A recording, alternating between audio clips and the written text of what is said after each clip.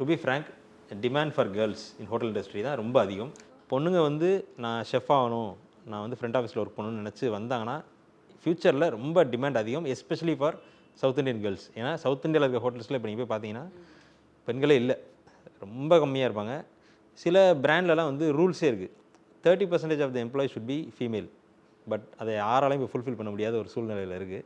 Main reason இதுதான், chefs வந்து abroad போகணும், இங்கே கஷ்டப்பட்டு ஒர்க் பண்ணுறதுக்கு ரெடியாக இருக்காங்க. ப்ளஸ் நான் அப்ராடு போய் நிறையா சம்பாதிக்கணுன்ற திங்கிங் வந்து ஜென்ஸ்க்கு ரொம்ப ஈஸியாக இருக்கும். பொண்ணுங்களோட அது கொஞ்சம் ஃபீஸிபிளாக இருக்கனால அதிகமாக ஜென்ஸ் இருக்காங்க கிச்சனில், வேறு ஒன்றும் இல்லை. நான் ஸ்டார்ட் பண்ணும்போது நிறையா ஃபீமேல் இருந்தாங்க. நான் ஷிப்பில் ஒர்க் பண்ணும்போதெல்லாம் சூ ஷெஃப், சூனா செகண்ட் ஃப்ரெண்ட்ஸில், அவங்களே ஒரு லேடி தான். She was from Bombay. But imagine ஒரு 2000 ஸ்டாஃப் ஒர்க் பண்ணுறதுல ஒரு லேடி மேனேஜராக இருக்காங்க கிச்சனில். ஸோ இப்போ கொஞ்சம் குறைஞ்சிருக்கு.